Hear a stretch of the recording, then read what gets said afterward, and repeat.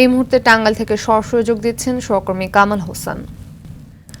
কামাল, আমাদের জানাবেন যে যাদের বাড়ি পানিতে তলিয়ে গেছে তারা কোথায় আশ্রয় নিয়েছেন, আর সে সঙ্গে যুক্ত করবেন বানভাসীরা ঠিক মতো ত্রাণ পাচ্ছে কিনা।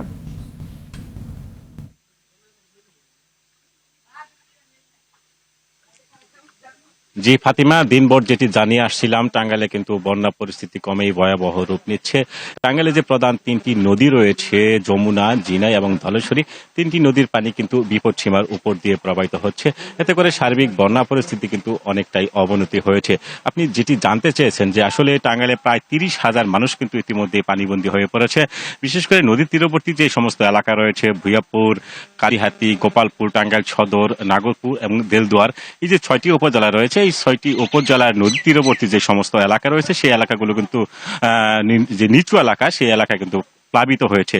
এছাড়াও যে আমি গতকাল থেকে যেটুকু দেখেছি যে টাঙ্গাইলের ভুইয়াপুরের দুইটি বাঁধ কিন্তু ইতিমধ্যেই ভেঙে গেছে এবং সড়ক যেটি, সেই সড়ক ভেঙে যাওয়ার ফলে যে নিচু এলাকা রয়েছে সেই নিচু এলাকায় পানি প্রবেশ করছে এবং নতুন নতুন এলাকা প্লাবিত হচ্ছে।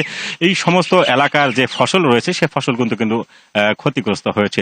আরেকটি বিষয় আমি যেটি জানিয়ে রাখি যে বানবাসী মানুষ রয়েছে, সেই বানবাসী মানুষগুলো কিন্তু ব্যাপক দুর্ভোগ পাচ্ছে। যারা অনেকেই আমি জায়গায় সারাদিন ঘুরে যতটুকু দেখেছি যে অনেক এলাকায় কিন্তু সেই চাল পর্যন্ত, টিনের চাল পর্যন্ত পানি রয়েছে, সেই লোকজন কিন্তু অন্যত্র সরে গেছে, তারা আত্মীয় স্বজন বাড়ি এবং অনেক বাঁধ যে ছিল সেই বাঁধের পাশে কিন্তু অনেকেই আশ্রয় নিয়েছে।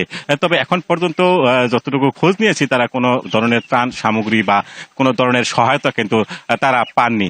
তবে এখানে যে বানবাসীরা যেটি বলছেন যে এখানে কিন্তু যে শুকনো খাবার এবং বিশুদ্ধ পানির ব্যাপক অভাব কিন্তু দেখা দিয়েছে। তবে এখানে একটি তথ্য যে আজকে বিকালে জেলা প্রশাসক এসেছেন, তিনি কিন্তু টাঙ্গাইলে ত্রাণ সামগ্রী বিতরণের কথা রয়েছে। তবে সব মিলিয়ে যেটি যে ফসল ক্ষতি, মাছ, পুকুরের মাছ ভেসে যাওয়া এবং মানুষের দুর্ভোগ, সব মিলিয়ে কিন্তু টাঙ্গাইলের সার্বিক বন্যা পরিস্থিতি অনেকটাই অবনতি হয়েছে।